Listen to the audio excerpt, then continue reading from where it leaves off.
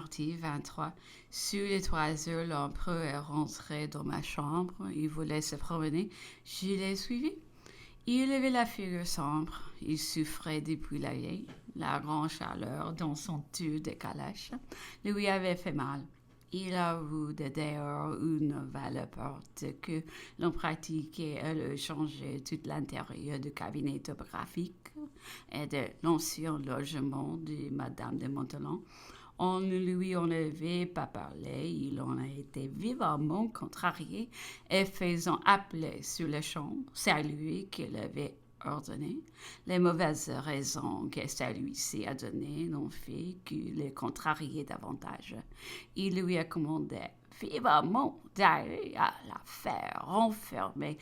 À l'instant même, nous avons voulu marcher, mais il était dit que ce soir, il serait poussé à bout, que tout concourait à lui donner de l'humeur.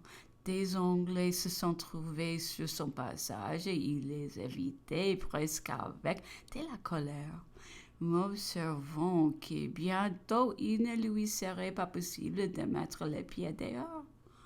À du pas de là, le docteur l'a joint pour lui faire part assez gauchement de quelques arrangements qu'on projetait pour lui empereur, et il lui demandait son avis. On lui parlait là d'une des choses qui lui répugnaient peut-être davantage. Il a évité de répondre ce que lui était ordinaire contre les inconvénients, mais cette fois était avec une humeur marquée. Il a gagné la calèche et y est monté, mais sur notre route se sont trouvés un cœur d'officiers anglais. Et alors il a commandé subitement une autre direction et au galop. Cependant, la nouvelle ouverture faite à la maison sans qu'il lui en eût été rien dit et qu'il trouvait si gauche, lui pesait encore sur le cœur. Il avait taillé en son prénom gaiement à la fin de celui qu'il avait dirigé, laquelle se trouvait dans la calèche. Ah, vous voilà! Ah, Titi, vous êtes sous ma main, c'est vous qui porterez la peine. Le mari a fait la faute. C'est la femme qui sera purée. Heureuse cette fois l'absente. Mais au lieu d'abonder dans ce sens ce qui a vécu de la grâce, sans les moindres inconvénients et dont les résultats, eux, étaient certains, la femme s'en était nous toujours à vouloir pesamment excuser son mari, à reproduire des raisons qui ne faisaient que raviner l'humeur. Enfin, pour combler la misère, l'un de nous, en découvrant les tentes du camp, lui a appris que les évolutions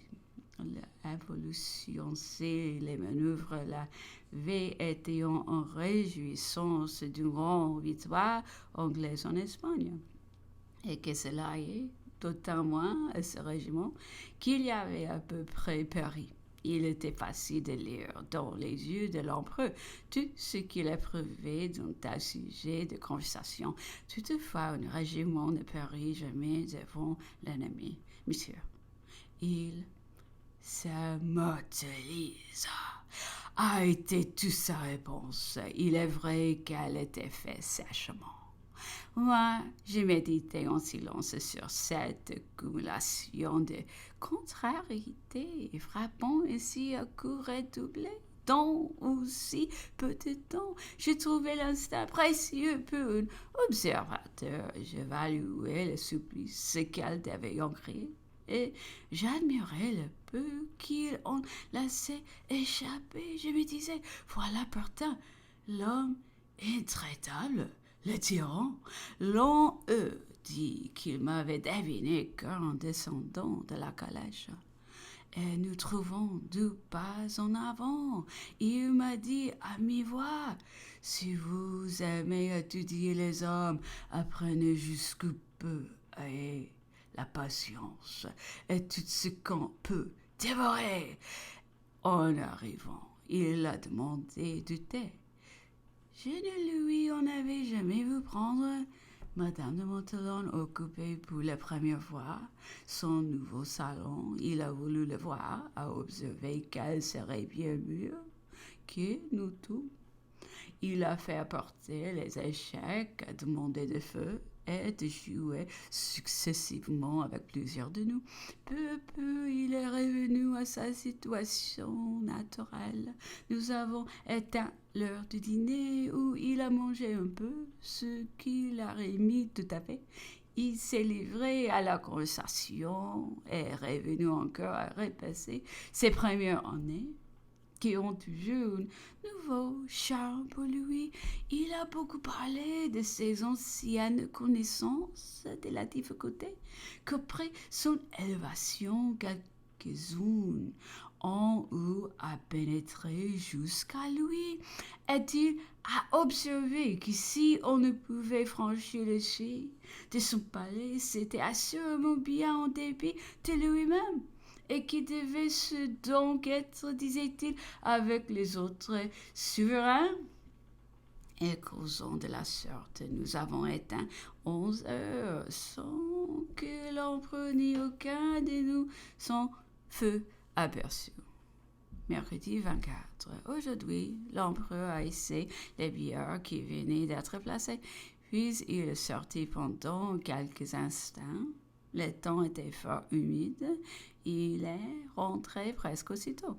Avant dîner, l'empereur me faisant causer dans sa chambre sur l'émigration le nom de Madame de B, laquelle avait été dame de tour de Madame et fort en évidence au commencement de nos affaires, a été prononcé, ce quoi l'empereur a dit. Mais cette Madame de B n'était-elle pas une très méchante femme?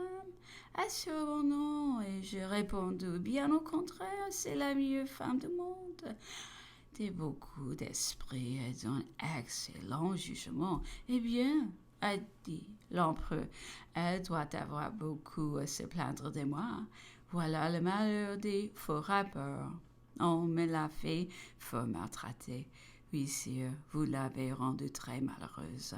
Madame de B n'existait que pour les charmes de la société. Vous l'avez bannie de Paris et confinée dans la province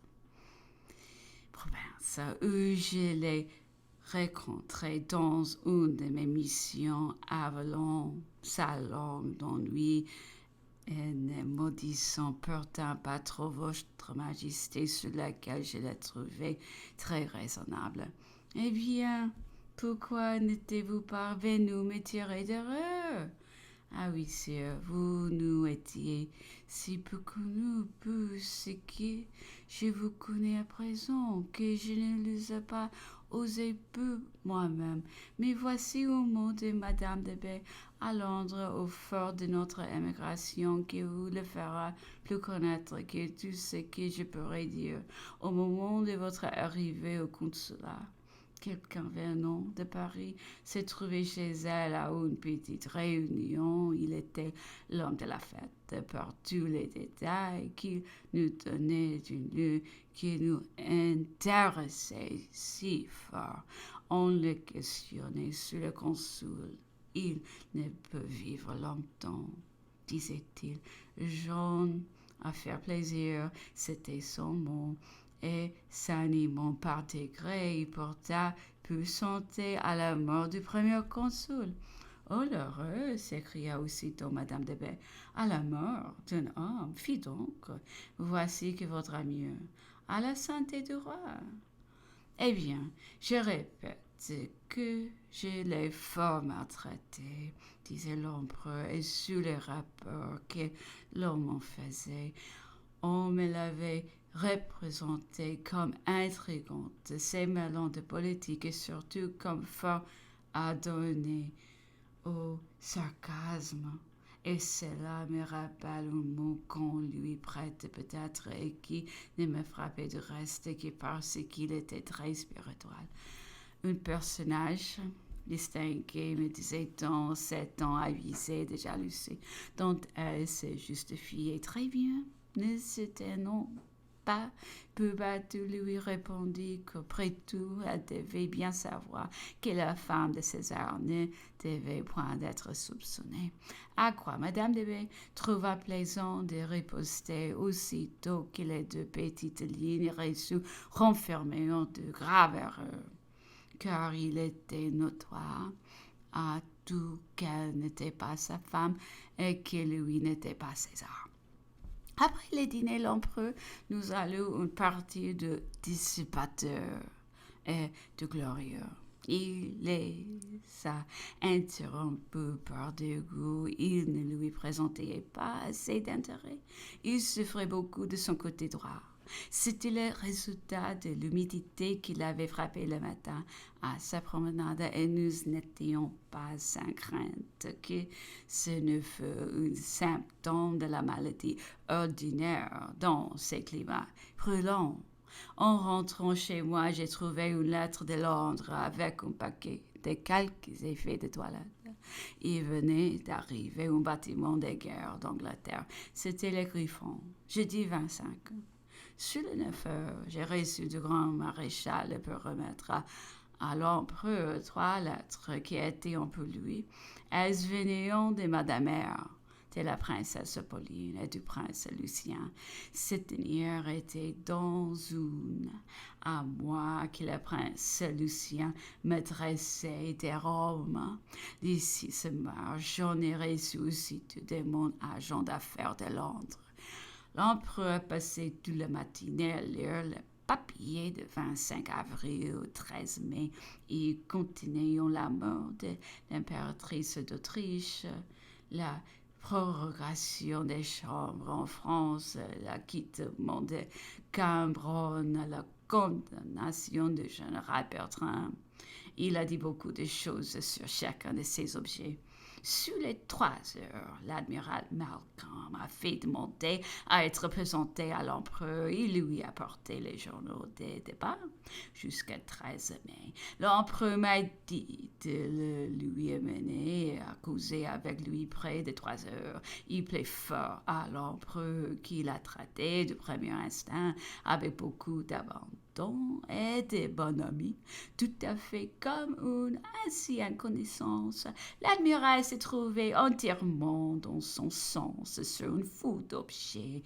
Il avouait que l'invasion des Sainte-Hélène était extrêmement difficile et ne voyait aucun inconvénient à donner l'île entière. Il trouvait absurde qu'on n'eût pas mis l'empereur à Plantation House. Il sentait, mais depuis qu'il était ici seulement, avouait-il,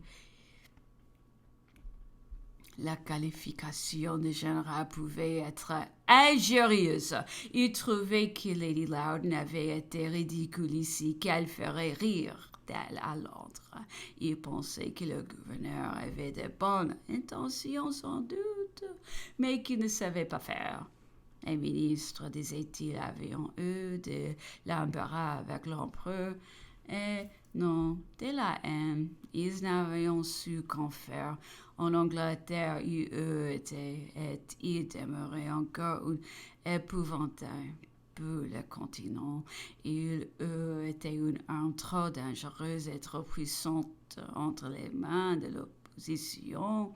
Du reste, il craignait, disait-il, que toutes les circonstances ne poussant nous retenir longtemps ici, est-il assuré que l'intention des ministres était qu'à l'évasion près on combla Napoléon à Sainte-Hélène. Tout cela était rendu d'une manière si convenable que l'empereur discutait la chose avec lui sans plus de chaleur que si elle lui avait été étrangère.